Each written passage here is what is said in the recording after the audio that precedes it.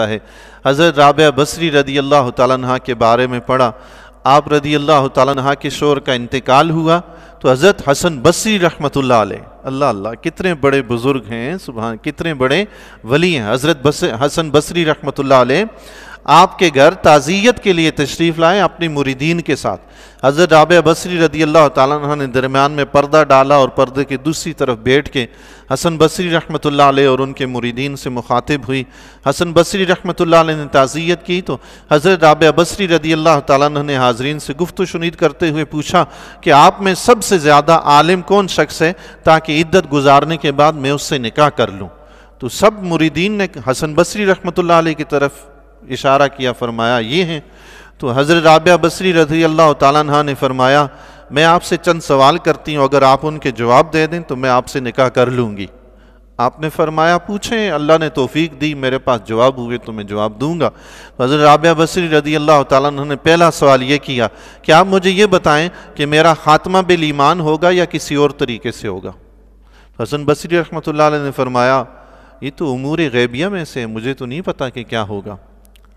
تو رابعہ بصری رحمۃ اللہ علیہ نے فرمایا اچھا دوسرا سوال یہ ہے کہ جب میں قبر میں جاؤں گی منکر نکیر مجھ سے سوال جواب پوچھیں گے، میں ان کا جواب دے سکوں گی یا نہیں؟ تو حسن بصری رحمۃ اللہ علیہ نے فرمایا یہ بھی امور غیبیہ میں سے میں تو نہیں جانتا۔ تو آپ رضی اللہ تعالیٰ عنہ نے تیسرا سوال کیا کہ میدان محشر میں جب نامہ اعمال کسی کو دائیں ہاتھ میں کسی کو بائیں ہاتھ میں دیا جائے گا تو بتائیے مجھے نامہ اعمال کس ہاتھ میں ملے گا؟ حسن بصری رحمۃ اللہ علیہ نے فرمایا یہ بھی امور غیبیہ میں سے میں تو نہیں جانتا۔ تو رابعہ بصری رضی اللہ تعالیٰ عنہ نے چوتھا سوال کیا، فرمایا جب میدان محشر میں حساب کتاب کے بعد حکم ہوگا کہ جنتی جنت میں چلے جائیں جہنمی جہنم میں چلے جائیں تو میں کس گروہ میں اس وقت ہوں گی؟ حضرت حسن بصری رحمۃ اللہ علیہ نے فرمایا میں تو نہیں جانتا، یہ بھی امور غیبیہ میں سے مجھے تو نہیں پتا کہ آپ کس گروہ میں ہوں گی۔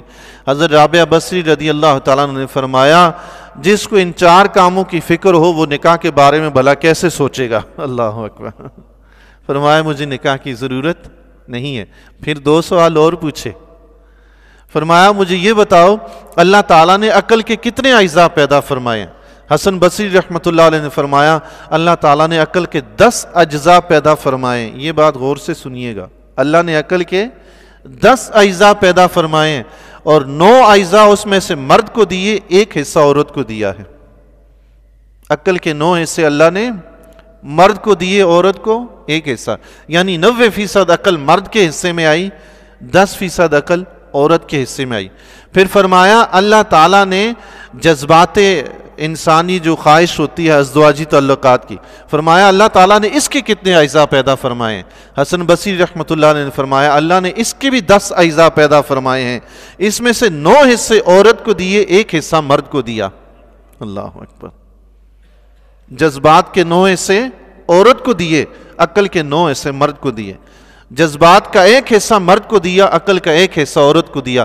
حضرت رابعہ بصری رضی اللہ تعالیٰ نے فرمایا میں عورت ہو کر عقل کے ایک حصے کے ذریعے اپنے جذبات کے 9 حصوں کو قابو میں رکھے ہوئے ہوں، تم مرد ہو کر بھی عقل کے 9 حصوں کے ذریعے جذبات کے ایک حصے کو اپنے قابو میں نہیں رکھ سکتے۔ اللہ اکبر۔ بات سمجھ آئی جی؟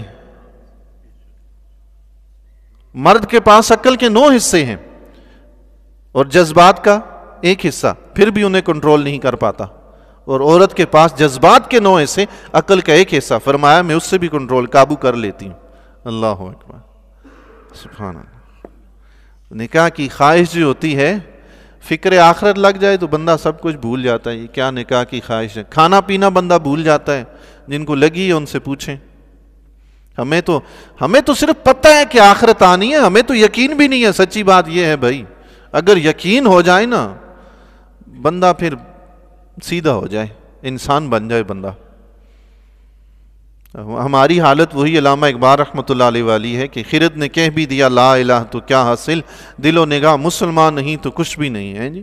ہم نے تو صرف زبان سے اقرار کر لیا ہے، باقی جو ہماری باطنی کیفیت ہے اللہ ہی ہمارے حال پہ رحم فرمائے۔